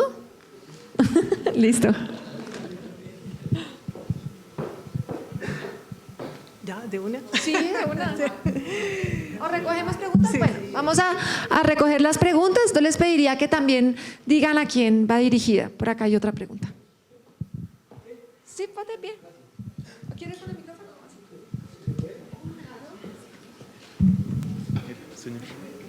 Gracias. Muchas gracias. Buenas tardes, compañeros. Muchas gracias, Censad, por invitarnos. Muchísimas gracias por todo. Y a los ponentes, muchas gracias por sus valiosísimas ideas. Estoy muy contento, muchas gracias. Tengo 2 elementos y una pregunta, si son tan amables. El primero es que, como vemos, una de las conclusiones es que es un capitalismoceno o algo que en general mata la vida, se acaba con la vida del planeta y que es muy complicado. Ahora, me nace una interrogante ahí que es, no solamente se mata la vida, sino que colombiano, y esto para muchas personas de otros países que han venido, la realidad más dramática de Colombia hoy, entre todos los otros problemas, el más sentido, es que a los líderes sociales los están matando y a las lideresas. Y es por defender el territorio y por defender la vida, no es ni porque están defendiendo poder ni cosas personales, etcétera. Entonces es un concepto de mucha problematización. En el contexto actual de Colombia es que no solamente se mata la vida de la naturaleza y del planeta, sino que aquel quien se pone al frente y lidera la defensa de la vida también es asesinado de la peor manera, como un contexto de Estado horrible, de lo peor que nos ha pasado en la historia de Colombia. El otro término es el de mirando muy bien a los niños y niñas, el de que estamos tal vez llamados, hay una pancarta que decía el adultoceno, es otro concepto que problematiza el capitalismoceno y que me parece que nos obliga mucho a los ambientalistas a escuchar mucho a los niños de aquí para adelante y niñas, escucharlos y ponernos al servicio del proyecto que ellos tienen, porque están inocentes, porque están más puros, porque miremos la tranquilidad con que se expresan y cómo no, el silencio que reinaba en el auditorio mientras los escuchaba. Y finalmente la pregunta, si son tan amables, es, bueno, estamos en el momento actual de Colombia es que se la está jugando toda por un capitalismo de la peor manera en el mundo. Entonces, ¿cuál será la salida? ¿Será del populismo? Ya sabemos que no. ¿Será un izquierdismo? ¿Qué características y qué términos está usando el izquierdismo en Colombia y los que lo representan? ¿Tendremos posibilidades de surgir en un paradigma político distinto al liberalismo y al neoliberalismo, que fue el que generó toda esta catástrofe, empezando por la de Chile, que era la bandera del neoliberalismo y que demuestra su gran fracaso y que viene en cadena de reacciones? La pregunta es esa: a nivel político, ¿qué podríamos esperar y cómo construir un ideario diferente al capitalismo? Gracias.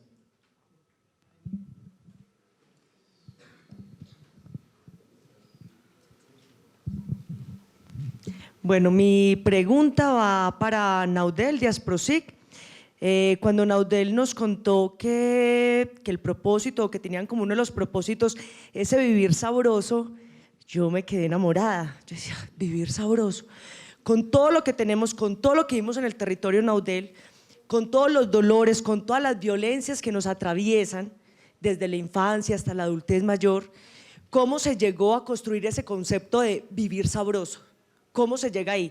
¿O es una cosa muy genuina, que creo que debe tener algo de intuición, pero además sé el proceso tan juicioso que ustedes llevan de reflexión y cómo hacen para dar ese paso, para construir ese proceso y qué otras dimensiones conlleva ese proceso? Gracias.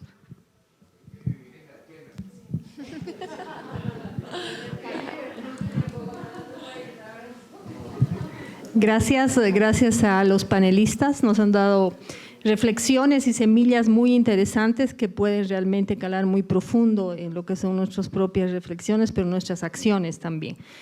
Yo tengo una pregunta en este contexto que se está dando y que todos los años se da, en este guión de las COPs, ¿no? Todos los años acudimos y acuden los gobiernos a estas reuniones mundiales, pero que sin embargo 25 COPs y no resuelven absolutamente nada, ¿sí? En algún momento de la presentación de los niños le decía a Osber, mi compañero peruano de acá, que deberíamos generar más espacios, siguiendo lo que mencionaba la persona que me ha antecedido, para escuchar a niños, a escuchar a campesinos o tener estos espacios de reflexión que nos llenan de inspiración, que nos llenan de esperanza, más bien que acudir a estos espacios que nos frustran y que lo único que hacen es tejer las relaciones perversas para que este sistema continúe y que parezca que están generando algo nuevo, pero en realidad están tejiendo perversidades que profundizan y que afectan a la vida. ¿Qué opinan de participar en estos espacios cuando en realidad la sociedad hoy está haciendo este paro? Deberíamos también como sociedad hacer paros y negar la participación en estos espacios que lo único que hacen es reforzar la lógica corporativa de los gobiernos y hundir a la sociedad en estas crisis que hoy estamos viviendo. ¿Qué opinan de la participación en estas COPs y en este circo, ¿no? Este circo global que lo único que hace es reproducir estas lógicas perversas?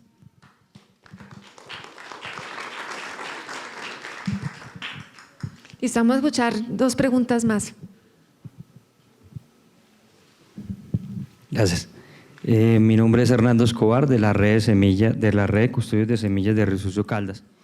Mi pregunta va encaminada pues, para cualquiera, y es, bueno, ¿cuál es la responsabilidad que nosotros le hemos dado una responsabilidad al Estado, al capitalismo, pero ya en nosotros, todos los que estamos aquí, frente al consumismo? O sea, ¿cuál es la responsabilidad que también nosotros tenemos frente a este problema de la injusticia climática y del desequilibrio ambiental? Gracias. Listo. ¿Alguien que quiera hacer la última pregunta? Bueno, Ángela.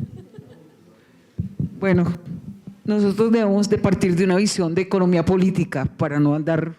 Sabemos que el modelo es muy concreto. La pregunta mía va en cuanto a que es necesario esclarecerle a toda la audiencia y sobre todo a las semillas de los chicos cuál es el concepto, la diferencia que hay en sostenibilidad y sustentabilidad, porque la sostenibilidad precisamente es el eje fundamental del capitalismo. En cambio, la sustentabilidad es toda una es decir, todo es una altereconomía alternativa, es decir, donde nosotros proponemos otra forma de producción y distribución, otra forma de qué hacer y ser. Entonces, esto va para el compañero. el chico que habló de red, sí.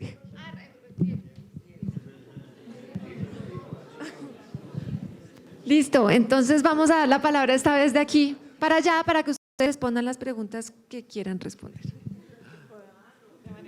¿Había alguna para el armadillo? ¿Recuerdan que dijeran armadillo? Hemos preguntado para usted. Acerca de la pregunta que hacía el compañero y más bien no solo pregunta, sino como reflexión de las niñas y niños y otras también, es decir, cómo enriquecer intergeneracionalmente los espacios, ¿no? Creo que el colectivo de reservas campesinas y comunitarias a nosotros nos ha permitido reconocer que por muy apartado que parezca una comunidad de las problemáticas, ahí adentro se están y se vislumbran soluciones, incluso antes que lleguen los problemas. Entonces siempre tener presente que los pueblos campesinos, afros, indígenas, hemos podido resguardar experiencias y formas de vida que nos resultan útiles, y también por lo que decían en otra pregunta, de cómo sí apuntarle de nuestra responsabilidad a cambios y cuál es nuestra responsabilidad. Yo creo que esa es como una idea que es bien importante, no desconocer, no despreciar la visión tan esperanzadora que tienen niños y jóvenes. Gracias. Bueno, gracias. Hay 3 preguntas que me gustaría abordar. Una, la diferencia entre justicia ambiental y justicia relacional, lo que podríamos,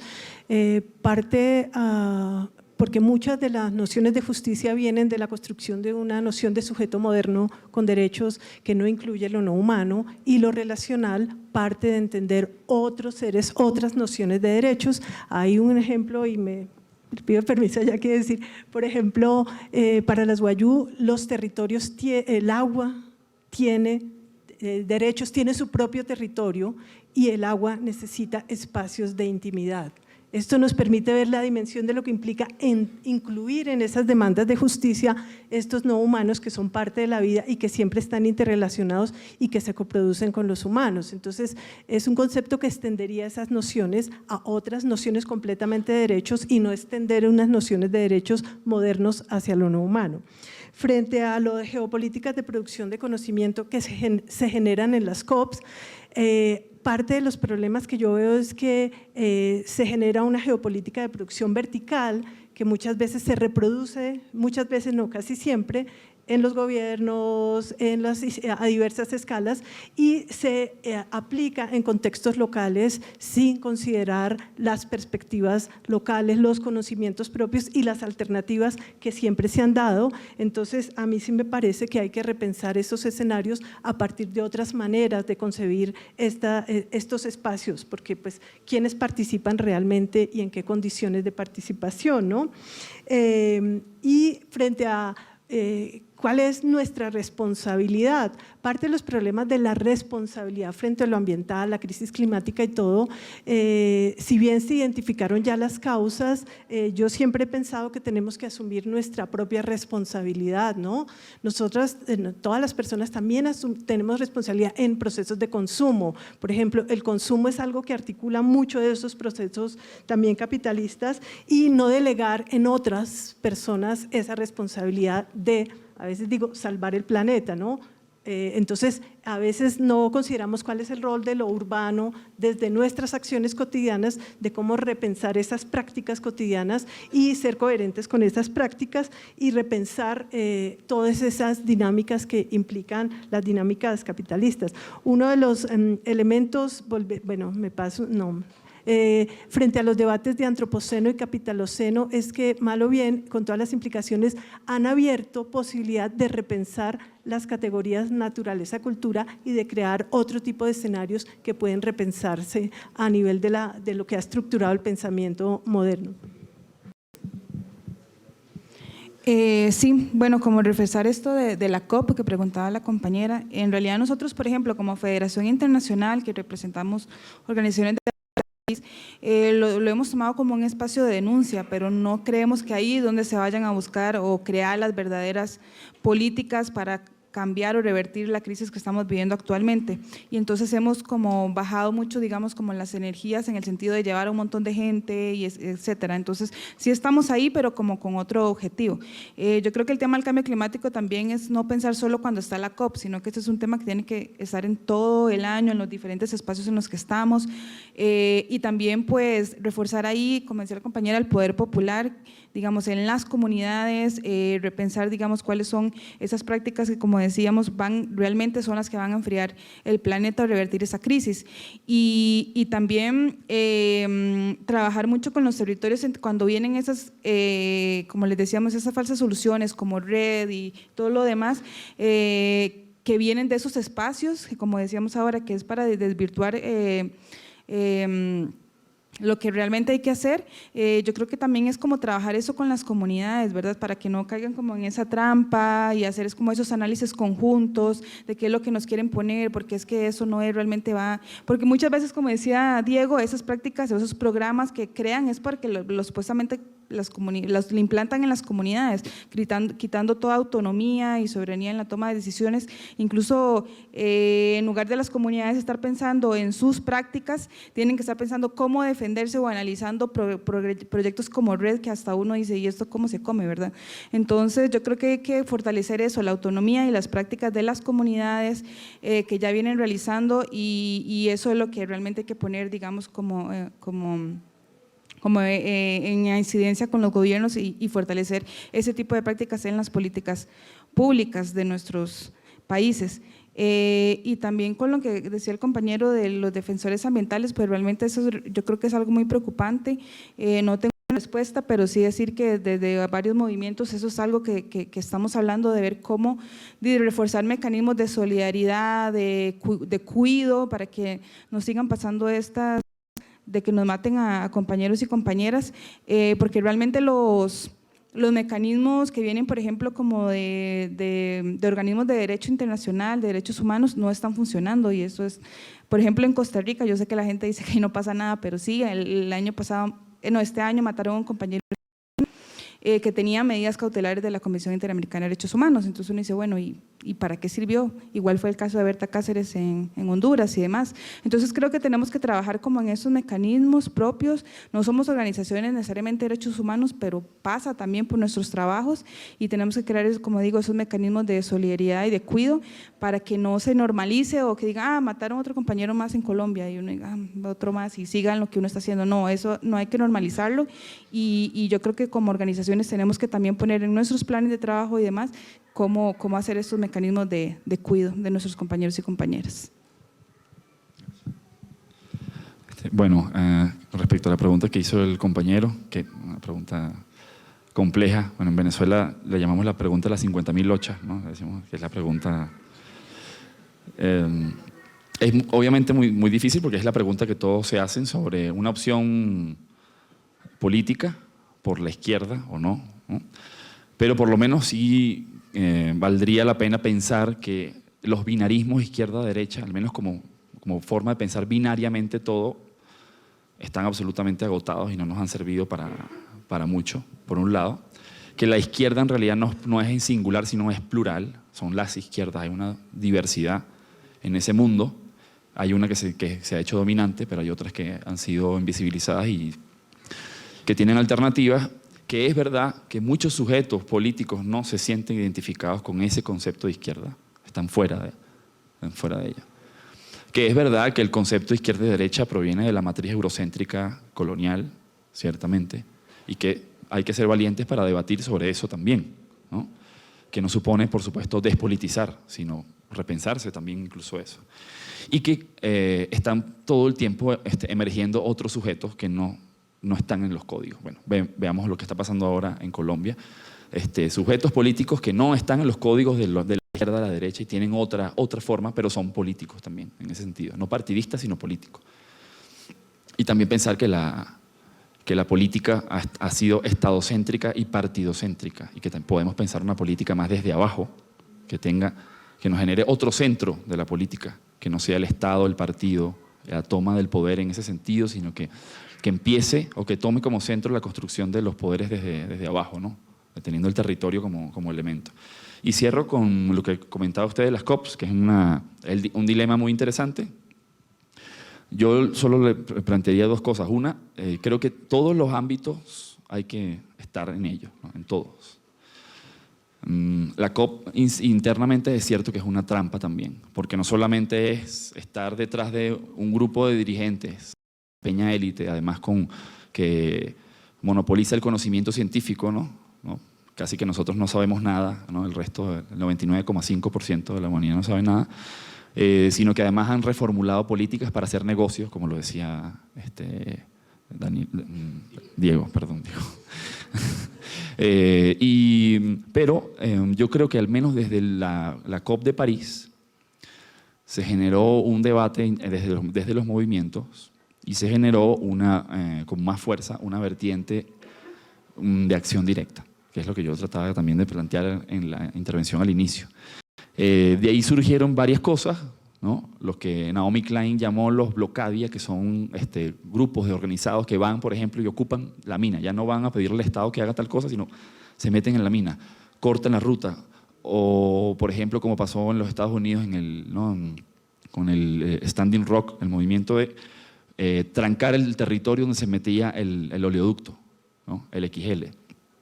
Pero ahora, lo que yo les comentaba, un grupo en Europa, sobre todo el norte global, que se llama Extinction Rebellion, que están haciendo acciones directas, tienen un cronograma y han tenido miles de arrestados porque están yendo a la acción directa. Con esto, lo que quiero decir es que hay un hartazgo, también desde las organizaciones, de esperar, y que han planteado irse a la acción directa ante la situación por la emergencia climática, ¿no? Porque no es que lo piensen como que son muy radicales porque sí, sino que entienden que el tiempo no da para seguir esperando a que tomen medidas cuando los Estados Unidos se retira de las negociaciones, ¿no? Y lo del consumo, que es muy interesante, sobre todo la gente que vive en las ciudades, empiece por algo. La carne yo tengo esta lucha, ¿no? Yo no me quiero presentar como...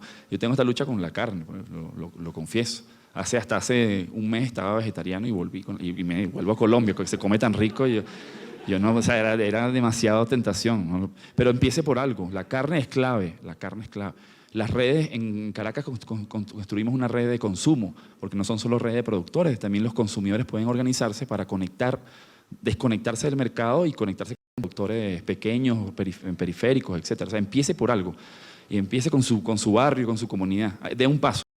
Si solo se piensa como el consumidor puro, eso es difícil que pase. Se empieza por algo y después se da otro paso.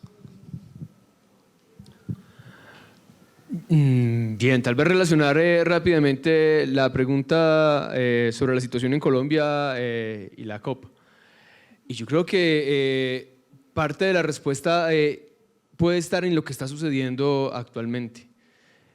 Cómo nos hacemos conscientes de que somos sujetos políticos, ¿no?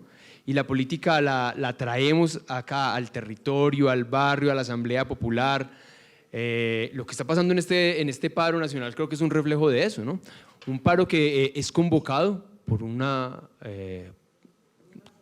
central, ¿no? Que llama un paro con un pliego, con unos puntos específicos, pero que en la calle adquiere una manifestación política completamente diferente, con aspiraciones, con voces, con demandas y con propuestas diferentes. Mencionaba eso Emiliano, ¿no? ¿Cómo somos conscientes de eso? O sea, las formas de la política pueden ser otras. Pensarnos otras formas de ejercer la política, de ser políticos, de propiciar las transformaciones. Y eso, no esperar que nos resuelvan, ¿no?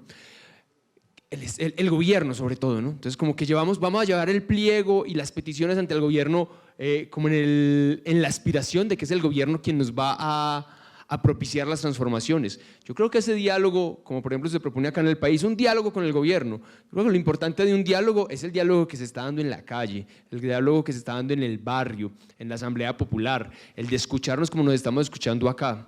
¿Qué podemos transformar nosotros? Por fuera de claro que es necesario entender cuáles son las lógicas que se están dando allá, ¿no?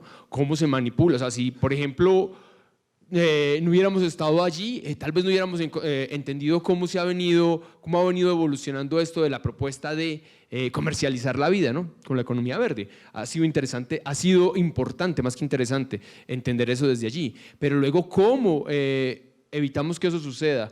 ¿Cómo proponemos acciones que tengan la legitimidad porque son territoriales, porque son comunitarias? Ahí está el manejo comunitario de bosques, ahí está la agroecología, no como la producción orgánica que nos pueden proponer las multinacionales, sino como la agroecología que nos mencionaban Fernando y Naudel, en las comunidades, como una forma de vida, como una apuesta política. Entonces creo que ahí hay dos asuntos, digamos, de cómo comprendemos y estamos tal vez más allá de lo que nos plantean esos escenarios y de donde nos quieren dejar atrapados. Y con el planteamiento, porque entiendo no fue una pregunta, era como establecer la diferencia. Claro, sí entendemos, hay una diferencia clara entre sostenibilidad y sustentabilidad. Nuestras apuestas son de construcción de sustentabilidad, por eso, por ejemplo, nosotros tenemos una escuela de sustentabilidad. Y por supuesto, la economía verde no entró a debatir, ni a rebatir, ni a proponer superar o evolucionar el concepto de sostenibilidad. Lo que nos propone ahora es economía verde, pero en ningún momento tocó el concepto o lo quiere trascender.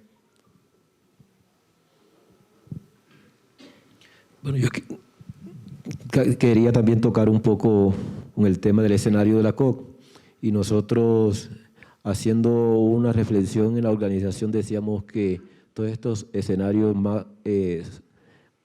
son un teatro donde hay un titiritero, que es el gran capital. Entonces, dejarlo ahí como una reflexión, y para responderle a la compañera Diana sobre cómo llegamos al concepto del vivir sabroso. Y eso tiene que ver con lo estético.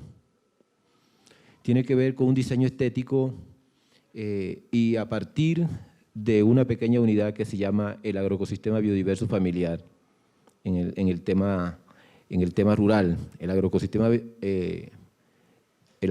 biodiverso familiar es el escenario donde se construye, donde se reproduce el conocimiento, donde se vive a la lógica de ese territorio. Y nadie puede estar viviendo sabroso en un lugar donde no puede disfrutar, por ejemplo, del canto de los pájaros. Sencillamente escuchar un pájaro cantar, verlo comer, correr el agua del río. Eso no es vivir sabroso. Mirar el mar, un atardecer, la brisa que te acaricia tu rostro. A pesar de que hay escenarios muy contradictorios, donde hay actores de diferentes niveles, donde hay actores que quieren acabar con la vida, y nosotros hemos entendido que la vida tiene que seguir a través de lo estético, mirar las flores, mirar las aves, mirar un colibrí, disfrutar del néctar de las flores, mirar una abeja que llega a visitar, una mariposa, sentir el fresco del aire. Eso es vivir sabroso. Y también es un espacio político donde se construye una posición política de defender el territorio, defender la vida. Y por eso decimos que tiene que ser desde la construcción de los sujetos culturales, y no, nosotros siempre hacemos énfasis en la construcción de liderazgos colectivos, para que no se repita lo que decía el compañero, nos sigan asesinando, seguimos colocando muertos, seguimos colocando mártires. Creo que ese es un escenario muy interesante de explorar. Es una cosa que nosotros hemos ido construyendo, mirando el mismo territorio, mirando también cómo nuestros antepasados cómo nuestros antepasados han hecho para coevolucionar en el territorio. Y tiene que ver con lo estético, y si queremos colocarle un nivel más tal vez de lo moral, entonces entre lo bueno y lo malo, entonces ahí está. Bueno, haciendo una diferencia en lo que es lo bueno y qué es lo malo. Para algunos lo bueno puede ser lo malo para otros. Entonces para nosotros la construcción de vivir sabroso lo hemos desarrollado a partir de lo estético. Cómo diseñamos desde nuestras pequeñas áreas que hemos llamado los agroecosistemas biodiversos, y luego después a los sistemas agroecológicos colectivos, y luego a los sistemas estratégicos, y luego a un territorio más grande hemos empezado a diseñar una dinámica que nos permite enamorarnos de lo que hacemos, de lo que pensamos y de cómo lo hacemos. Yo creo que ahí está, no es muy fácil decirlo, definir este concepto de vivir sabroso, solo podremos palpitar cuando uno lo vive en la realidad. Eso no se puede con letras y con palabras, casi no lo puedo yo describir, pero sí sería vivirlo, cómo construirlo en el mismo propio territorio, porque es muy difícil con palabras yo describir esto del vivir sabroso, pero sí es vivir el sabor. Miren, acá al inicio los compañeros nos energizaban con la música, ese vivir sabroso, descomplicado, la creación cultural, la creación artística, lo que somos, porque hoy se nos estigmatiza. ¿Por qué un campesino no? Mire, es que voy a colocar un ejemplo. El campesino se le compara como la máquina productora de alimentos. ¿Y por qué un campesino o un pescador no puede ser un artista, no puede ser un cantor, no puede ser un dibujante, no puede ser… ¿qué más quiere que le coloque ahí? Diferencia afuera de que sea productor, máquina productora de alimentos. Entonces un campesino… Entonces desde ahí, desde esas lógicas, empezar a construirnos desde lo estético y desde lo que nosotros somos. Yo creo que ahí está el secreto, en lo estético. Porque si tú tienes una casa donde no estás a gusto, ¿será que vivirás sabroso? No creo que estés ahí viviendo. O si tú llegas a un lugar donde no es agradable, no vas a vivir sabroso. Pero si tú construyes desde ahí, de esos pequeños espacios, un lugar donde te sientes agradable, donde te puedas… mire, a nosotros los costeños dicen que somos flojos porque pasamos metidos en las hamacas. Si no, es que los costeños somos flojos porque pasan metidos en un chinchorro o una hamaca. ¿No? Hace parte del ser cultural, del descansar, de vivir la vida, de no vivirla en el afán de la acumulación que nos ha enseñado el otro modelo. El otro modelo nos invita a ser acelerado, a vivir aceleradamente, a no observar la vida como es. Y por eso estamos tan planeados que a las 4 estamos en un lugar, a las 7 en el otro, y vivimos la vida tan acelerada que se nos va la vida solo en el aceleramiento y no en el silencio del bosque.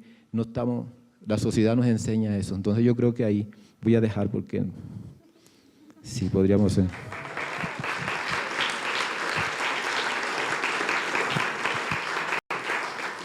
Pero sí lo hiciste, Naudel, sí nos invitaste a imaginarnos y a querer con muchas fuerzas y muchos deseos ir a visitarlos a ustedes y ver cómo bien es sabroso y compartir eso para traerlo a otros rinconcitos. Bueno, ya para terminar entonces este panel, solamente decir dos cositas. Bueno, una… Este reto pues de que estamos en tiempos extraordinarios y necesitamos acciones extraordinarias, pero no bajo la lógica efectista, productivista, ¿cierto?, que nos pone el modelo occidental, sino de una forma muchísimo más creativa.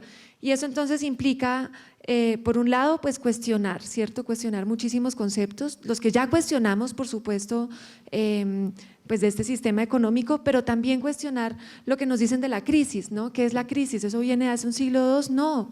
Eso puede que venga hace 5.000 años, como tú decías, desde cuando empieza a haber esa separación con la naturaleza, las primeras nociones de patriarcado, la justicia, a veces cuando nos fragmentan las formas de justicia, justicia climática, justicia hídrica, la justicia es una. Entonces cuestionar todo en realidad es clave para pues esas acciones extraordinarias, cuestionar los modos de vida que nos imponen, los afanes, los valores, etcétera. Y por otro lado, ¿qué es lo que hay que fortalecer? Y yo siento que pues hubo un hilo conductor muy bonito en la conversación y son las relaciones, ¿cierto? Y las relaciones pues en un nivel abstracto entre lo político, lo cultural, lo educativo, lo estético, lo espiritual, ¿cierto? Tejer esas relaciones, pero tejer las relaciones entre nosotros, entre nosotras, desde lo muy local hasta pues otras escalas, y tejer las relaciones con lo no humano, ¿cierto? Y eso también estuvo presente todo el tiempo. Y pues ojalá lo podamos hacer como un verdadero poder político popular que somos, como sujetos políticos, así muchos hayan estado invisibilizados, sujetos políticos que son emergentes, que son cambiantes, que son dinámicos, que son diversos. Eso es es importante, no las categorías que ya están establecidas desde antes, y pues ojalá lo podamos hacer con unos códigos nuevos, códigos creativos, códigos desde el disfrute y desde la estética también. Entonces, bueno, con esto pues damos final a este maravilloso panel inaugural, agradecerles a los panelistas, a ustedes por toda la atención y…